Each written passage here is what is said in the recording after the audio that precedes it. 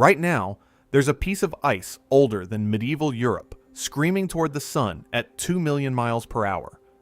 And for about 72 hours, the entire internet was convinced we were about to witness the end of our star. They were wrong, but the truth is somehow more unsettling. On April 4th, 2026, comet maps will pass closer to the sun than the moon passes to Earth. Scientists don't know if it'll survive or explode into a cloud of vapor bright enough to see in daylight. What they do know is this: something extraordinary is about to happen, and by the end of this, you'll understand why a rounding error created global panic, and why the corrected reality is actually more terrifying. Subscribe to follow this story to its conclusion, because what happens in April is only one chapter. Thousand-year wanderers continue racing toward perihelion, their composition mysterious, their survival unpredictable until the moment of truth. You'll want to know what comes next. Right now, somewhere beyond Mars, a chunk of primordial ice and rock is accelerating toward the sun at speeds that would obliterate anything we've ever built. It's moving at over 3 million kilometers per hour. That's roughly 2 million miles per hour, if you're counting. And for a few chaotic days in early 2026, the entire internet was convinced it was about to slam directly into our star. The claim spread like wildfire. NASA says a comet is about to hit the sun. Screenshots of orbital diagrams flooded social media. The trajectory looked undeniable. A bright line cutting straight through the solar disk. 0.0 astronomical units at perihelion. That's astronomer speak for the closest approach to the sun, and 0.0 astronomical units means exactly what it sounds like. Impact. Collision. A cosmic car crash on an incomprehensible scale. Except it wasn't true. Not exactly. The panic started with something so mundane it's almost embarrassing. Early orbital visualization software rounded the perihelion distance to 1 decimal place. When you're dealing with astronomical units, where 1 astronomical unit equals the distance from Earth to the Sun, things get tricky. The actual perihelion distance for Comet C 2026 A1, nicknamed MAPS, wasn't 0. It was 0.00547 astronomical units. That's roughly 818,000 kilometers from the Sun's center. To most people scrolling past alarming graphics on their phones, 0.00547 rounds to 0.0. And 0 means impact. But here's where it gets interesting. When you subtract the sun's radius from that center-to-center distance, you get the actual clearance above the solar surface, about 125,000 kilometers. That might sound like a lot. It isn't. The moon orbits Earth at an average distance of 384,000 kilometers. So this comet will pass closer to the sun than the moon passes to us. Imagine the moon deciding to swing by at about 1/3 its usual distance. That's the geometry we're talking about. This isn't a distant flyby. This is a screaming near miss at velocities that make fighter jets look stationary. The correction went viral too, but slower, calmer, less cinematic. NASA clarified. Astronomers posted explainers. The comet isn't hitting the sun. It's just passing extremely, absurdly, terrifyingly close to it. And somehow, in the rush to debunk the panic, a crucial truth got lost in the noise. Not hitting the sun doesn't mean not extreme. At perihelion, MAPS will be traveling at approximately 3.2 million kilometers per hour. That's nearly 900 kilometers per second. For comparison, the fastest human-made object, the Parker Solar Probe, reaches about 690,000 kilometers per hour at its closest solar approach. This comet is moving almost 5 times faster. It's not a spacecraft carefully designed to withstand solar radiation. It's a fragment of ice and dust that's been falling toward the sun for over a millennium. The astronomers who discovered MAPS didn't dismiss the event. They leaned in. Because here's what the internet panic missed entirely. A comet that impacts the sun gives you one brief flash of drama, and then it's over. Vaporized. Done. But a comet that passes this close to the sun without hitting, that gives you data. Observations. A front row seat to one of the most violent physical environments in the solar system. You get to watch what happens when ancient ice meets a plasma furnace moving at relativistic speeds. The real tension isn't whether it hits. The real tension is whether it survives. Early orbital plots looked authoritative. Smooth curves. Precise numbers. The kind of visualizations that make people trust the data without questioning the resolution. And that's how a rounding error in a plotting tool convinced millions of people that we were about to witness a collision between a comet and the sun. The tools looked professional. The numbers looked definitive.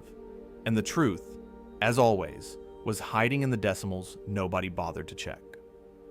But the corrected reality is actually more scientifically dramatic than the myth. A direct impact would give us one spectacular moment.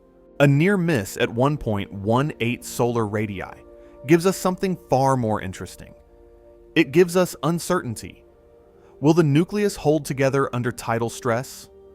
Will it fragment into a cascade of smaller pieces?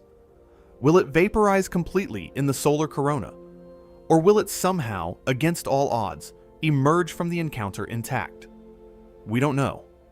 And that's what makes this extraordinary. The internet loves certainty, impact or no impact, danger or safety. But science lives in the space between.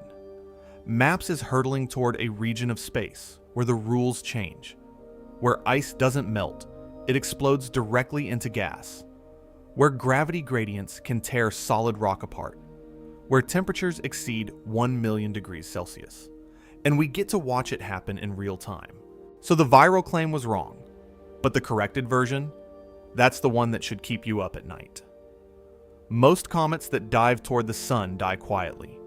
They're tiny fragments, barely larger than houses, detected only in the final hours before they vanish into solar glare. The SOHO spacecraft has cataloged over 4,500 of them. We call them Kreutz sungrazers, named after the 19th century astronomer who first realized they all share a common origin. They're the scattered debris of a single giant comet that broke apart centuries ago, possibly even millennia. Each fragment follows roughly the same orbital path, returning to the sun on a collision course with oblivion. MAPS is different. The Kreutz family is a cosmic graveyard. Most of the fragments SOHO detects are so small they don't even have official names. They appear as brief streaks in coronagraph images, brighten for a few hours, and then disappear. Vaporized. Erased. The typical Kreutz fragment might be 10 meters across. Maybe 20 if you're lucky. They're detected days before perihelion, sometimes just hours. They don't give us much warning because they're not large enough to reflect much sunlight until they're practically on top of the sun. MAPS was detected at approximately 2 astronomical units. That's twice the distance from Earth to the sun. For context, most sungrazers don't become visible until they're inside 1 astronomical unit. Some aren't spotted until they're inside 0.1 astronomical unit. MAPS announced itself early, and that tells us something important. It's either much larger than a typical Kreutz fragment, or it's unusually active at great distances, or both. Current estimates place the nucleus size somewhere between 1 and 2.4 kilometers across. That's not a fragment. That's a small mountain of ice and rock moving at escape velocity. To understand how unusual this is, you need to think about orders of magnitude. A 10-meter Kreutz fragment has a volume measured in thousands of cubic meters. MAPS has a volume measured in cubic kilometers. We're talking about 1 million times more mass. Maybe 10 million?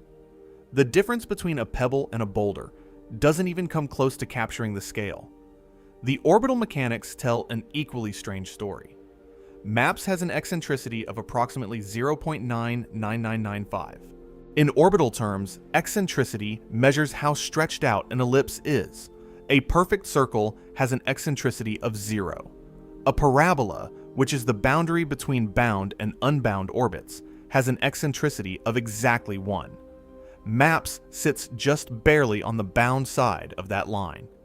Its orbit is so elongated that it spends most of its time in the outer solar system, crawling through the darkness, before it suddenly begins its terrifying plunge toward the sun. But there's another detail that sets MAPS apart. Its orbit is retrograde. The inclination is approximately 144 degrees. That means it's moving backward relative to the planets.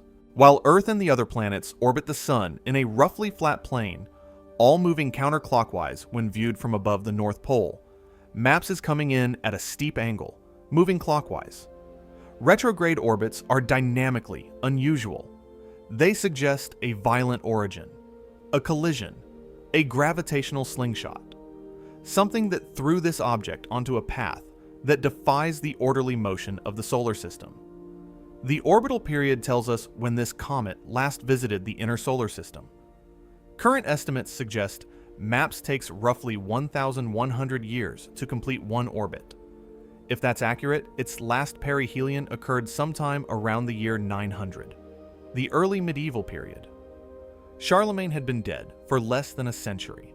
The Viking Age was in full swing. And somewhere in the night sky, invisible to everyone on Earth, this comet made the same screaming pass it's about to make again. Nobody saw it then. We'll see it now.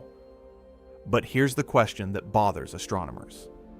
If MAPS is just another Kreutz fragment, why is it so much larger than the others? The standard model says the Kreutz family formed when a giant progenitor comet broke apart. Each fragment should be roughly similar in size, with some natural variation. But MAPS is orders of magnitude bigger than anything else in the family. That suggests one of two possibilities. Either MAPS is an unusually intact piece of the original progenitor, holding together while everything else shattered into gravel, or it's not really part of the Kreutz family at all. Some researchers have floated the idea that MAPS might be a Kreutz-like object that happens to share a similar orbit, but formed independently. The problem is, the orbital similarities are too precise to be coincidence. The inclination matches. The perihelion distance matches. The argument of perihelion matches. Everything points to a shared origin, but the size discrepancy remains unexplained. There's another possibility that nobody likes to talk about because it's too speculative. What if MAPS survived previous perihelion passages? What if it's been making this journey every 1,000 years for tens of thousands of years, and it's simply more durable than we expect? That would make it a survivor in a family of victims. And survival, in this context, is both a blessing and a curse. Because every time you pass this close to the sun, you lose mass. You shed layers. You weaken. The early detection is both a gift and a warning. It gives us time to prepare, time to point telescopes, time to model the physics, but it also raises the stakes. Because if MAPS is large enough and active enough to be detected at 2 astronomical units, then what happens when it hits perihelion is going to be spectacular, one way or another. The real mystery isn't where MAPS came from. The real mystery is whether it's strong enough to survive where it's going. Imagine standing at the edge of a furnace. Not a metaphorical furnace, an actual star. The temperature at the sun's visible surface is about 5,500 degrees Celsius. That's hot enough to vaporize any known solid material in seconds. But MAPS isn't going to stop at the surface. It's going to pass through the corona, where temperatures spike to over 1 million degrees Celsius. And it's going to do this while moving at 900 kilometers per second. The perihelion distance of 1.18 solar radii means MAPS will skim just above the visible edge of the sun. 1 solar radius is the distance from the sun's center to its surface, roughly 696,000 kilometers. MAPS will pass at 1.18 times that distance. So it's not diving into the photosphere. It's threading the needle between the solar surface and the lower corona. That's the worst possible place to be. The corona is a paradox. It's the sun's outer atmosphere, but it's somehow hotter than the surface beneath it.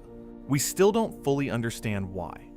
The leading theory involves magnetic field lines that snap and reconnect, dumping energy into the surrounding plasma. But whatever the mechanism, the result is a region of space where the rules of normal matter break down. Gas doesn't just heat up, it ionizes. Electrons get stripped from atoms. Everything becomes plasma. And plasma doesn't behave like anything you've encountered on Earth. When MAPS enters the corona, the first thing that happens is sublimation. Ice doesn't melt at these temperatures. There's no liquid phase.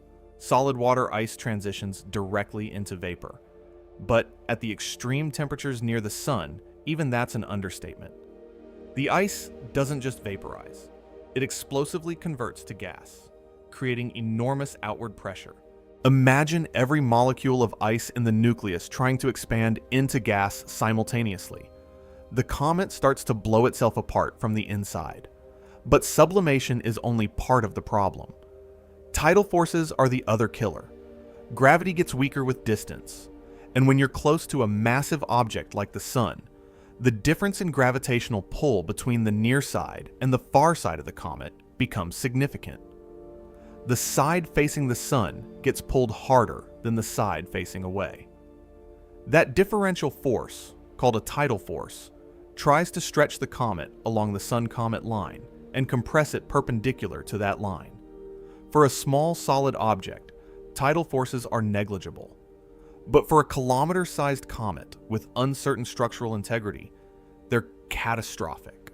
If the nucleus is a loosely bound rubble pile, held together by weak gravity and frozen volatiles, the tidal stress will pull it apart.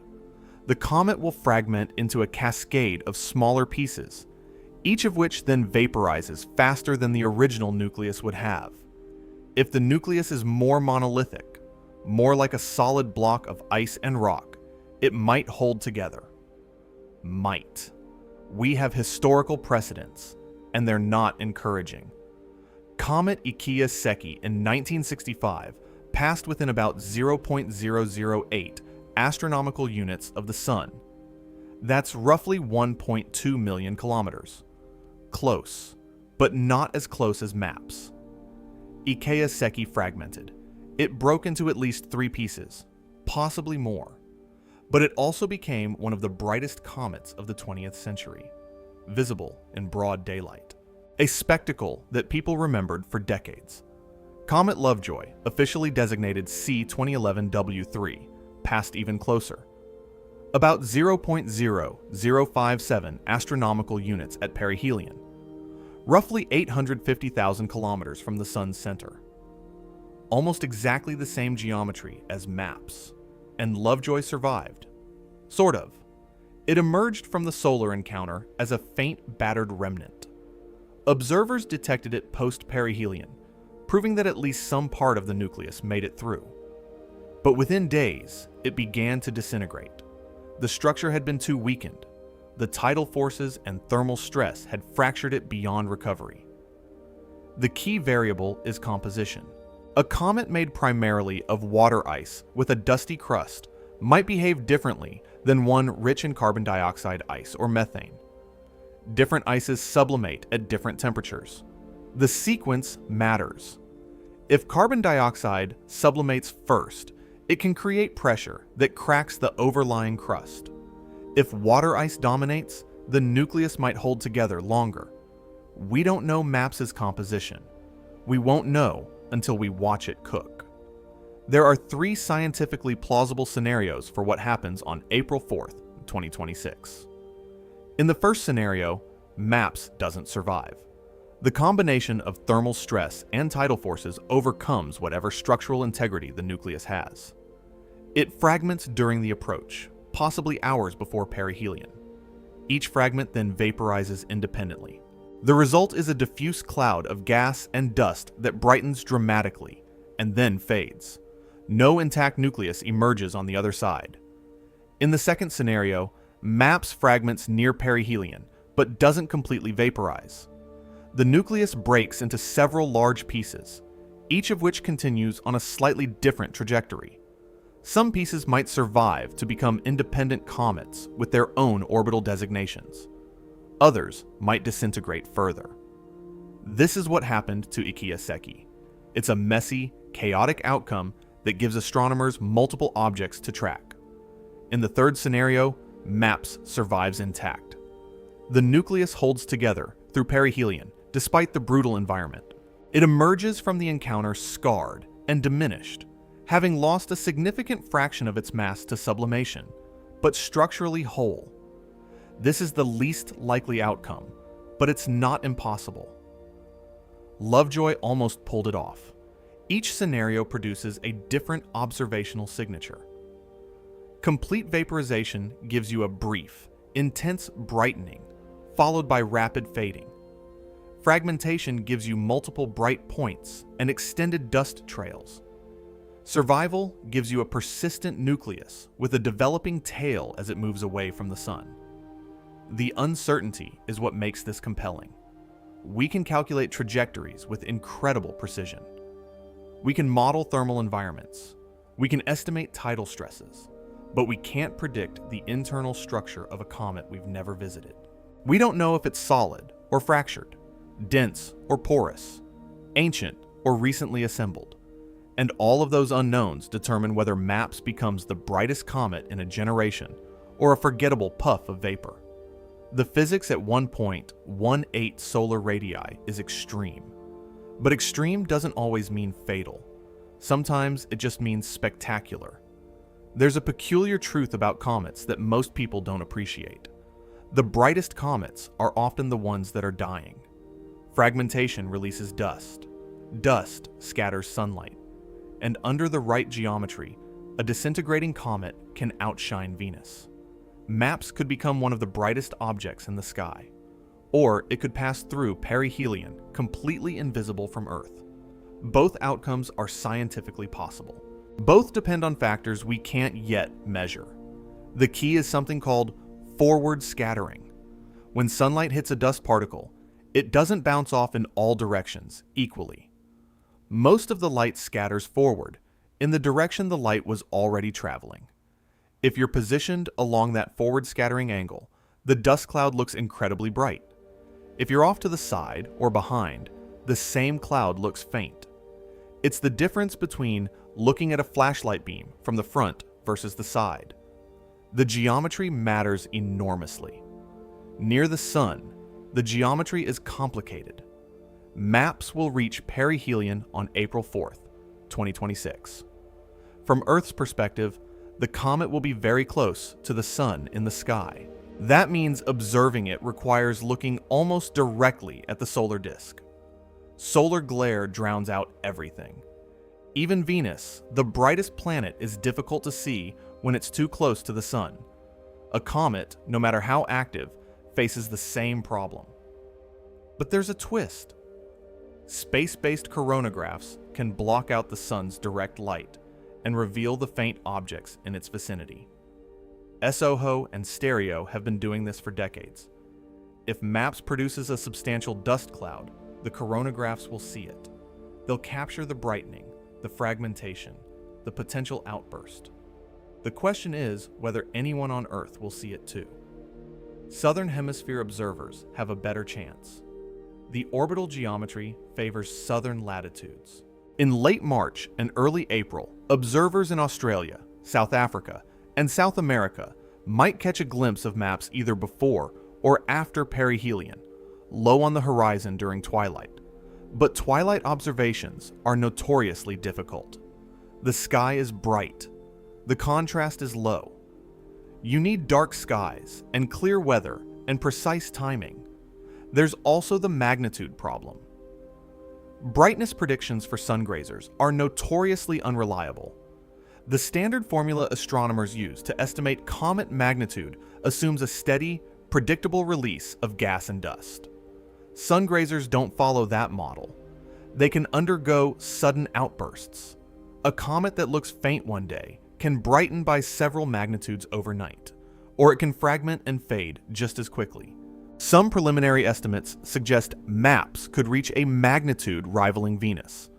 Magnitude -4, maybe brighter. That's daylight visible territory. But those estimates assume optimistic outgassing rates and favorable scattering geometry. If the nucleus vaporizes too completely, or if the dust production is less than expected, the comet could remain below naked eye visibility. It could peak at magnitude 2 or 3, bright enough for binoculars, but not for casual observers. The brightness paradox is this: a comet that survives perihelion intact might be faint. It loses less mass.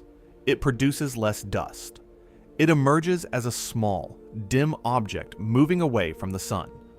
But a comet that dies dramatically might be brilliant. Fragmentation exposes fresh ices. Sublimation accelerates. Dust production spikes. The comet becomes a glowing cloud, bright enough to see in broad daylight for a few hours before it disperses. So, which do we hope for? The scientist in you wants survival. You want data. You want post-perihelion observations. You want to track the nucleus and measure its composition and refine the orbit. But the part of you that loves spectacle wants the fragmentation scenario. You want the sky to light up. You want people to stop and stare. You want the kind of celestial event that gets remembered.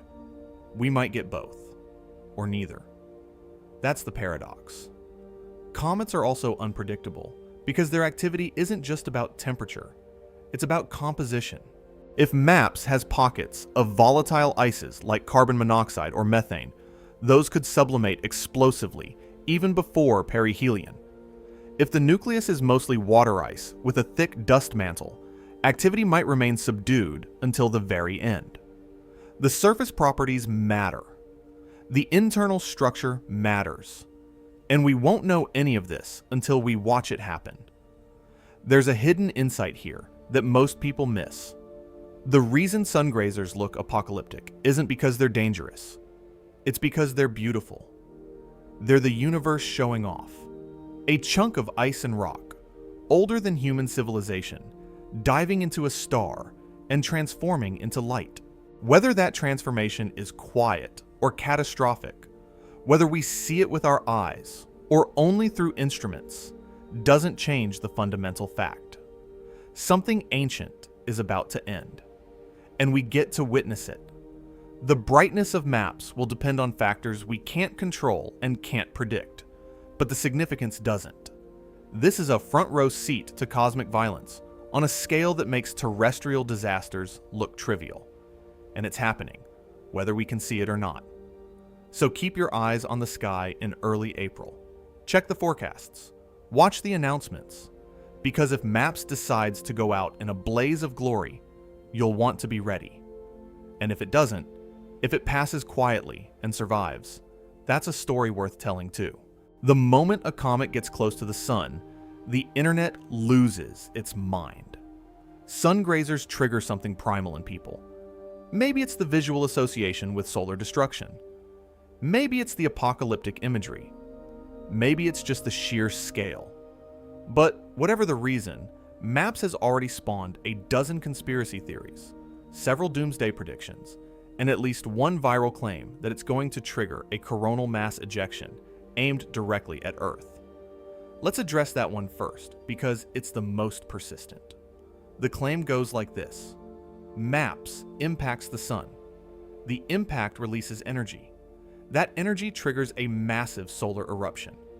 The eruption sends a coronal mass ejection, or CME, hurtling toward Earth. The CME hits our magnetosphere. Power grids fail. Satellites die.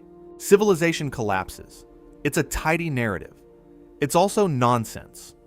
The sun's mass is approximately 1.989 times 10 to the power of 30 kilograms. That's a 2 followed by 30 zeros. MAPS, even if it's 2 kilometers across and made of solid ice, has a mass somewhere around 10 to the power of 12 kilograms, maybe 10 to the power of 13 if we're generous. The ratio between the sun's mass and the comet's mass is about 10 to the power of 17. That's 100 quadrillion, 100,000 trillion. Dropping maps into the sun is like dropping a grain of sand into the Pacific Ocean and expecting a tidal wave. The energy released by the impact is negligible on solar scales. Even a direct collision would produce only a brief, localized atmospheric disturbance. The sun wouldn't notice. It definitely wouldn't produce a directed CME aimed at Earth. CMEs are driven by magnetic field reconnection events deep within the solar atmosphere. They're not triggered by external impacts. You can't poke the sun with a comet and make it angry. The physics doesn't work that way. But the myth persists because it sounds plausible to people who don't understand the scale involved.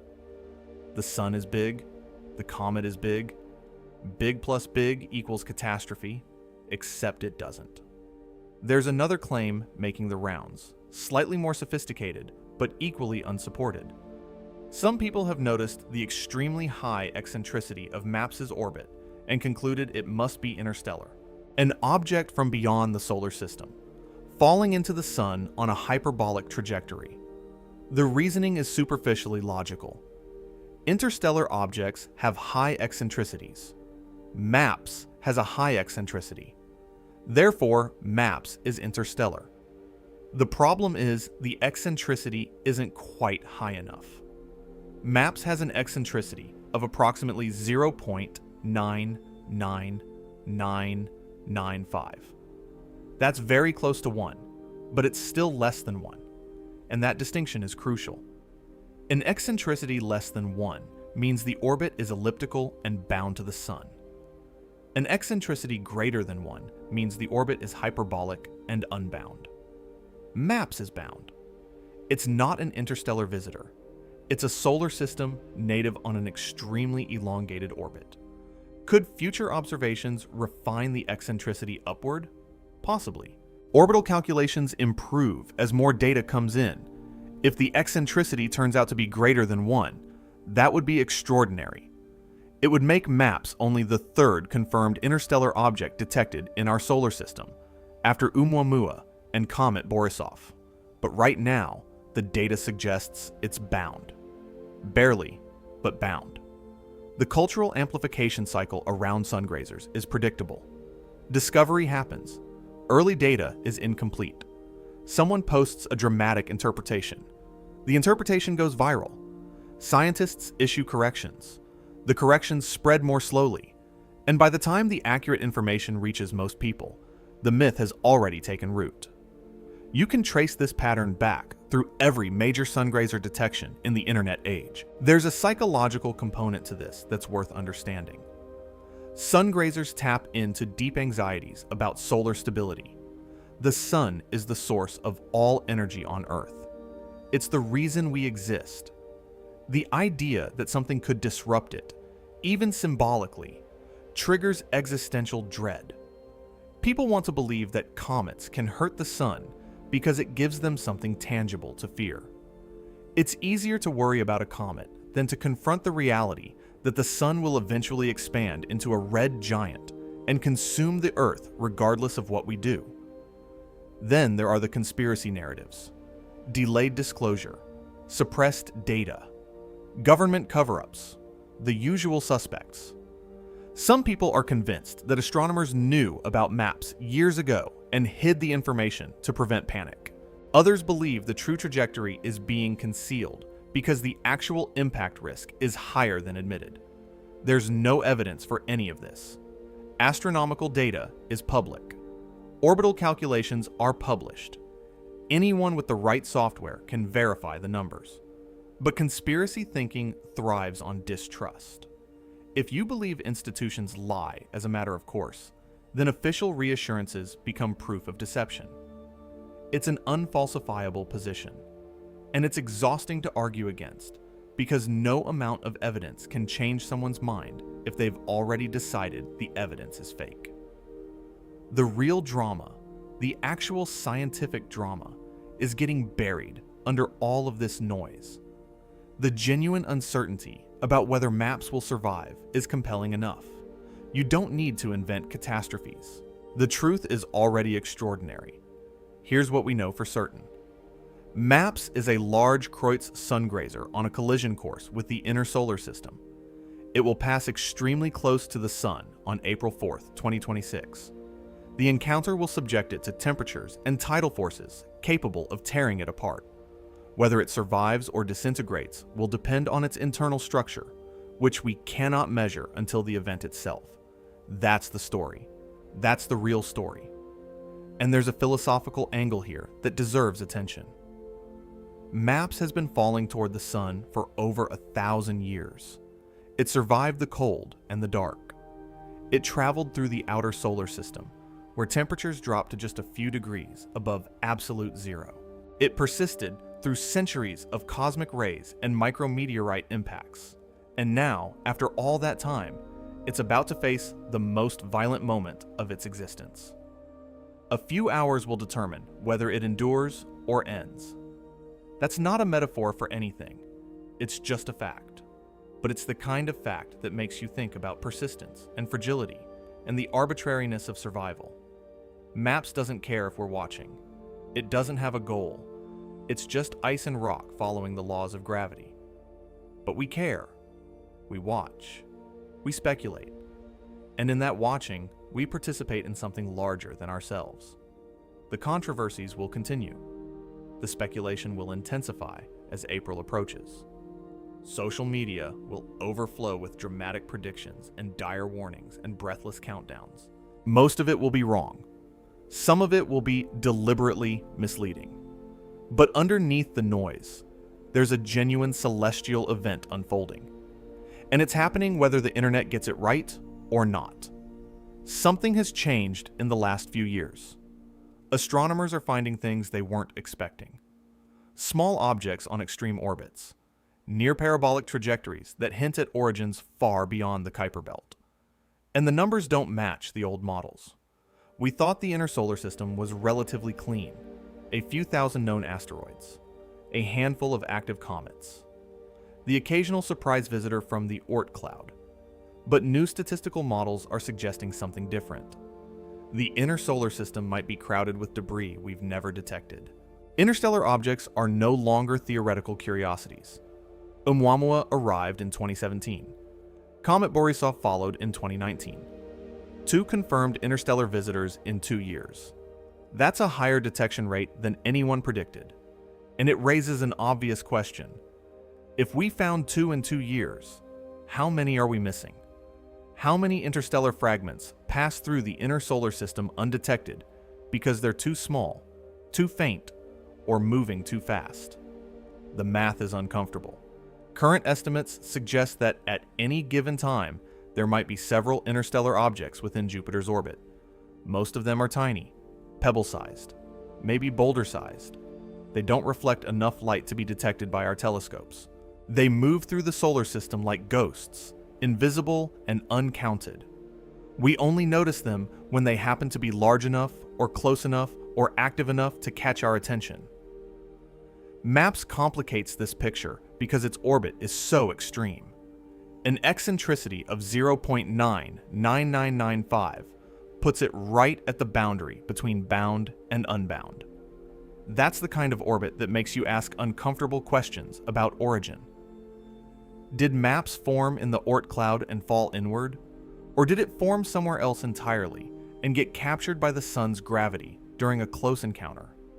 There's a growing debate among researchers about whether we're underestimating the population of extrasolar fragments entering the inner solar system. The traditional view is that interstellar objects are rare. The Sun moves through the galaxy at about 220 kilometers per second. The local interstellar medium has a density of maybe 1 atom per cubic centimeter. Most of that is hydrogen. Solid objects are vanishingly rare. You wouldn't expect to encounter them often, but new models are challenging that assumption. Some researchers are proposing that planetary systems shed debris continuously. Every star has comets. Every star has asteroids. And when those objects get perturbed by gravitational interactions, they escape into interstellar space. Over billions of years, the galaxy fills up with this debris, and when the Sun passes through a region of space with higher debris density, we see more interstellar visitors. The implication is that Oumuamua and Borisov might not be flukes. They might be the first detections of a population that's always been there. We just couldn't see it before because our telescopes weren't sensitive enough and our survey coverage wasn't comprehensive enough. Better instruments mean more detections. More detections mean better statistics. And better statistics are revealing a more crowded solar system than we expected. MAPS fits into this narrative because it was detected early. Most Comet sungrazers aren't spotted until they're practically at perihelion. MAPS showed up at 2 astronomical units. That suggests either it's unusually large or unusually active, or both, but it also suggests that our detection capabilities are improving. We're getting better at finding objects that would have been invisible a decade ago. There's a speculative thread here that some astronomers find intriguing and others find absurd. Could some Comet fragments themselves have interstellar origins? The Comet family is old. The progenitor comet broke apart centuries ago, maybe even millennia. But what if that progenitor wasn't a native solar system object? What if it was an interstellar comet that got captured by the sun's gravity, orbited for thousands of years, and eventually fragmented? The evidence for this is thin. The orbital characteristics of Comet sungrazers are consistent with solar system formation. There's no smoking gun suggesting an extrasolar origin, but the possibility isn't entirely ruled out either. And that ambiguity is what keeps the speculation alive. The broader question is how crowded the inner solar system really is. We've cataloged about 1 million asteroids. We've detected thousands of comets. But those are the bright ones, the ones we can see. What about the dark objects? The inactive comet nuclei that don't outgas? The carbonaceous asteroids with albedos so low they're nearly invisible? How many of those are out there? Planetary defense experts are acutely aware of this problem. The objects that pose the greatest impact risk to Earth aren't the big, bright asteroids we've already cataloged. They're the small, dark ones we haven't found yet. An object 100 meters across can cause regional devastation. An object 50 meters across can still destroy a city. And there are probably tens of thousands of those objects in near-Earth space that we haven't detected. MAPS doesn't pose any threat to Earth. Its orbit doesn't intersect ours. But it contributes to a larger conversation about how we monitor the solar system. If we can detect a sun grazer at 2 astronomical units, what else can we detect? And what are we still missing? The surge in interstellar debris studies is driven partly by curiosity and partly by necessity. We want to understand where we came from. We want to know if the building blocks of life are common in the galaxy.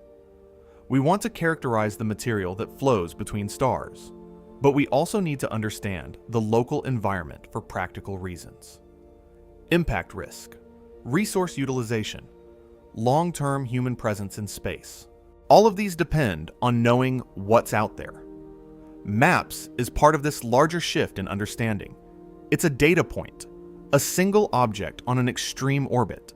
But data points accumulate, patterns emerge, and the pattern that's emerging is that the solar system is more dynamic, more connected to the broader galaxy, and more populated with small bodies than we previously believed. The old view was that the solar system was a closed system, stable, predictable, everything in its place. The new view is messier. Objects come and go. Orbits evolve. The Oort cloud sheds comets. Interstellar space contributes debris. And we're only just beginning to get a complete census of what's actually out there. MAPS won't answer all of these questions, but it's part of the conversation. And as our detection capabilities improve, we're going to find more objects like it. More near-parabolic comets. More extreme orbits. More things that challenge our assumptions about what the solar system looks like. The universe is not static. It's dynamic. And we're finally developing the tools to see it in motion. There was a time when discovering a comet required patience, dark skies, and luck. Astronomers would scan the heavens manually, night after night, looking for faint smudges that moved against the background stars. Caroline Herschel discovered 8 comets this way in the late 1700s. Jean-Louis Pons found 37 in the early 1800s. It was painstaking work. You had to memorize the sky. You had to notice when something didn't belong. The process was almost meditative. You'd spend hours at the eyepiece, letting your eyes adjust to the darkness, training yourself to recognize patterns. The human eye is remarkably good at detecting motion and subtle changes in brightness, but it's also easily fooled. A speck of dust on the lens could look like a comet. A faint galaxy could be mistaken for something closer. And the sheer vastness of the sky meant that even the most dedicated observer could only cover a tiny fraction of it in a single night. That era is over. We've entered the age of automated discovery. Machine learning algorithms now scan terabytes of telescope data every night, flagging anything that moves or brightens or appears where it shouldn't. The software doesn't get tired. It doesn't get bored. It doesn't overlook faint objects because the sky is too crowded, and it's getting better at an exponential rate. The transition happened gradually. In the 1990s, digital cameras began replacing photographic plates.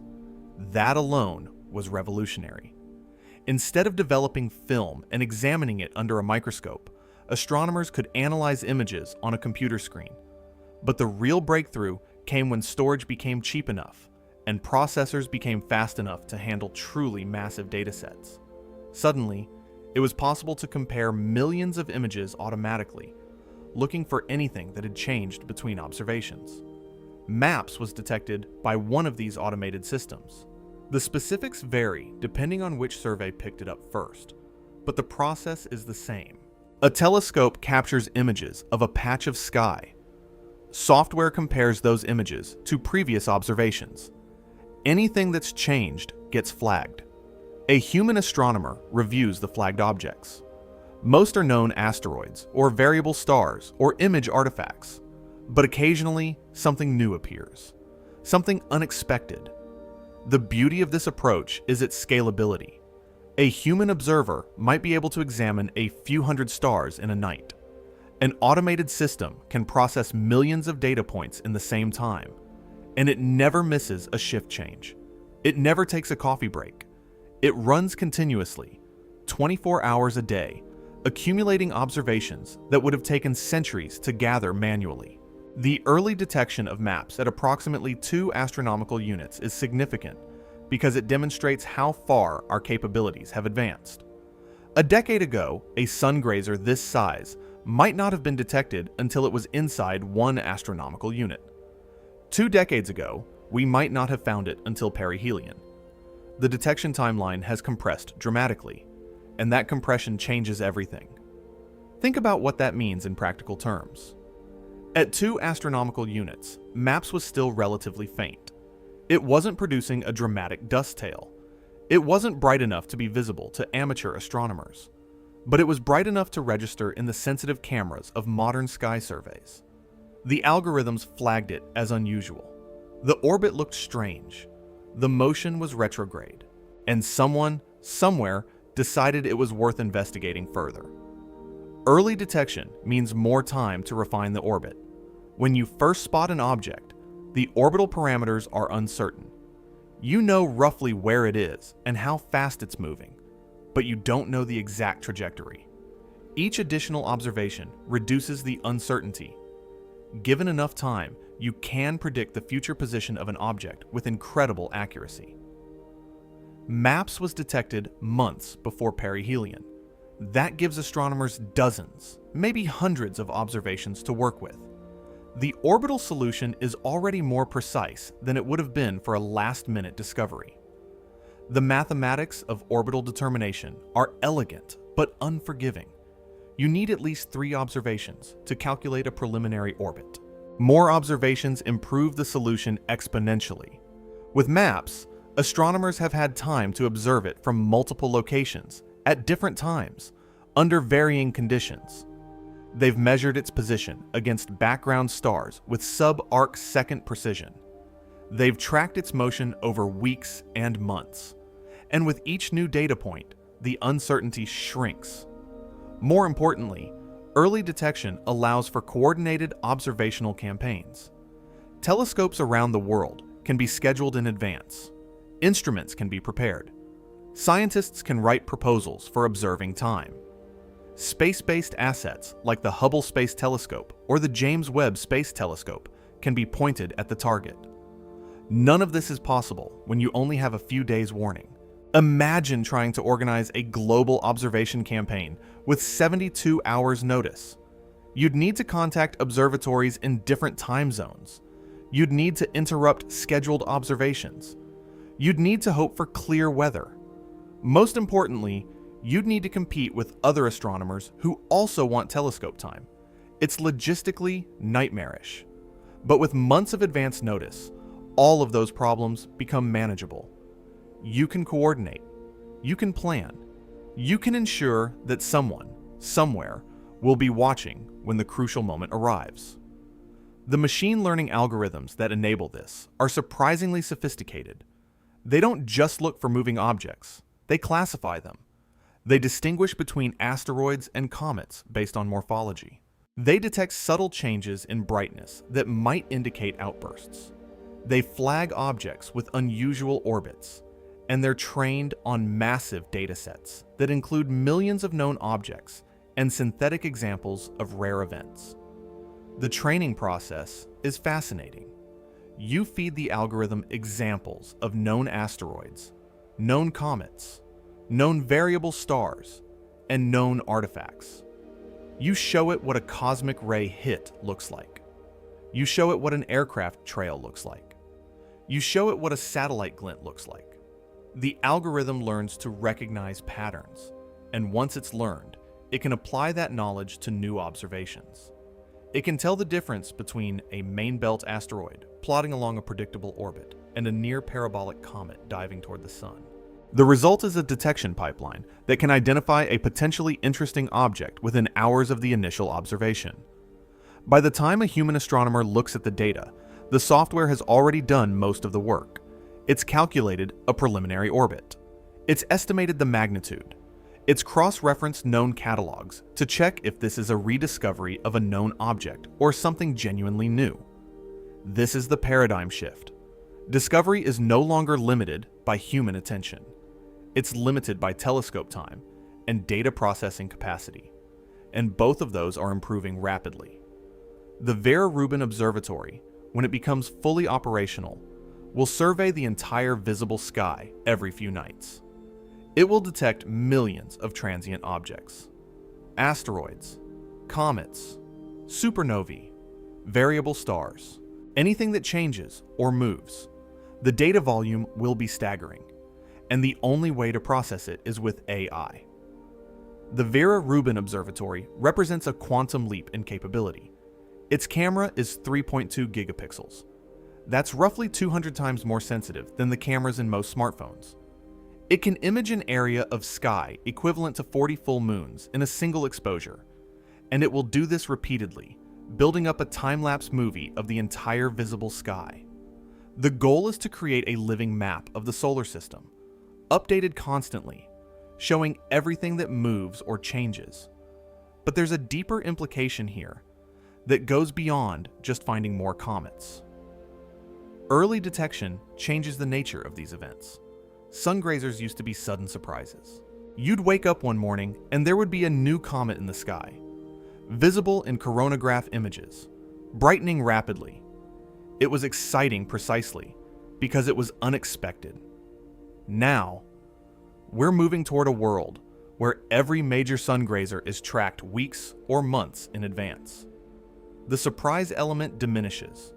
The scientific value increases. There's something lost in that transition, admittedly.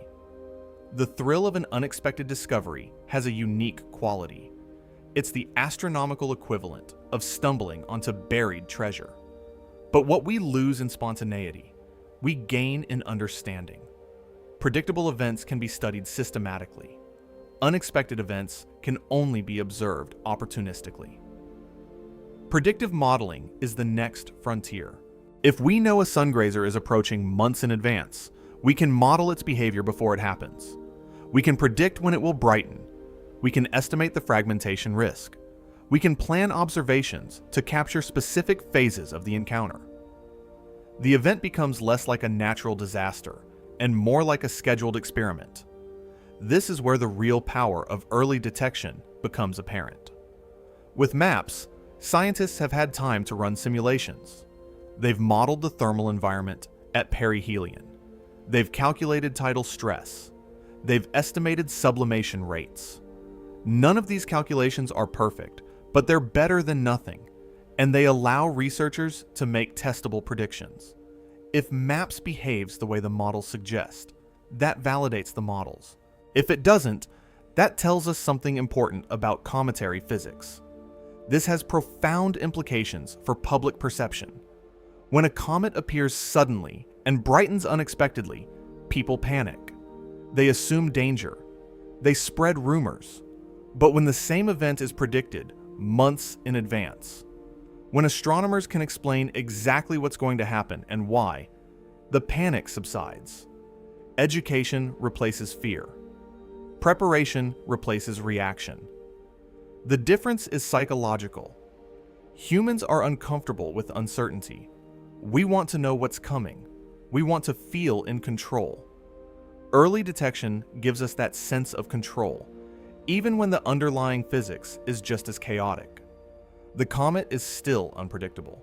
Its behavior at perihelion is still uncertain. But the fact that we saw it coming makes us feel safer. MAPS might be the first sungrazer of the slow-motion observation era. We've known it was coming for months. We've watched it approach. We've refined the orbit. We've estimated the brightness. And by the time it reaches perihelion on April 4th, we'll have accumulated enough data to make informed predictions about its fate. That's unprecedented. It's the difference between stumbling onto an event and orchestrating the observation of one. The broader implication is that AI-driven surveys are fundamentally changing our relationship with the solar system. We're transitioning from reactive discovery to predictive tracking. We're building a real-time map of every object larger than a few meters that crosses Earth's orbit or approaches the Sun. And we're doing it not because it's easy, but because the technology finally exists to make it possible. Asteroid and comet hazard monitoring systems are the primary beneficiaries. The goal is to catalog every near-Earth object that could pose an impact risk. Current estimates suggest there are about 25,000 near-Earth asteroids larger than 140 meters. We've found most of them, but there are probably hundreds of thousands of smaller objects we haven't detected yet. AI-driven surveys will find them, and once we've found them, we can track them. We can predict close approaches decades in advance. We can identify potential threats long before they become urgent. The numbers are sobering.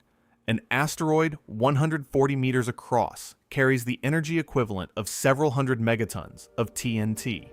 That's enough to devastate a region, destroy a city, kill millions if it hits the wrong place. And we still haven't found all of them. The smaller you go, the more numerous they become. There are probably millions of objects 10 meters across, tens of millions at 1 meter. And we've cataloged only a tiny fraction. MAPS isn't a threat, but the systems that detected it are the same systems that will protect us from actual hazards. The technology is dual use. The same algorithms that find interesting comets for scientific study also find dangerous asteroids for planetary defense. And as those algorithms improve, our margin of safety increases. There's a philosophical dimension to this as well. For most of human history, the sky was unpredictable. Comets appeared without warning. Meteors streaked overhead. Eclipses terrified people who didn't understand celestial mechanics. We lived under a chaotic sky, but now, for the first time, we're approaching a state where the sky is knowable. Not perfectly, not completely, but knowable enough that major events don't catch us off guard. That's a transition worth noting. We're moving from a universe that happens to us to a universe we can anticipate. And anticipation, even when it doesn't change the outcome, changes the experience. Watching maps approach over months is different from seeing it appear suddenly. The event is the same. The emotional impact is different. The age of predictive sky surveys is just beginning. The Vera Rubin Observatory will start full operations soon. The Nancy Grace Roman Space Telescope will launch and begin its own surveys. Private companies are launching constellations of small telescopes designed to monitor the sky continuously. And all of this data will feed into machine learning systems that are getting better every year.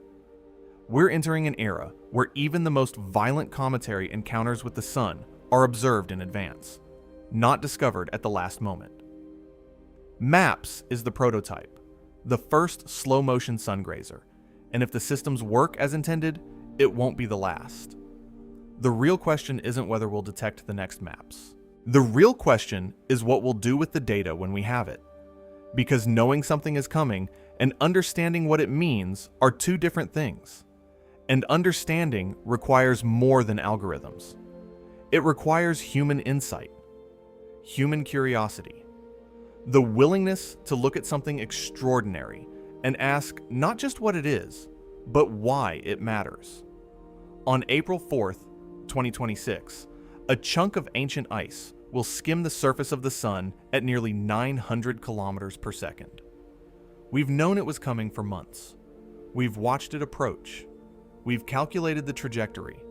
And now, as the moment arrives, we wait. Not in panic, not in ignorance, but in anticipation. Ready to witness something that happens once in a millennium. Ready to learn what survives and what doesn't when matter meets star. That's the gift of early detection. Not certainty, but preparation. And sometimes, preparation is enough.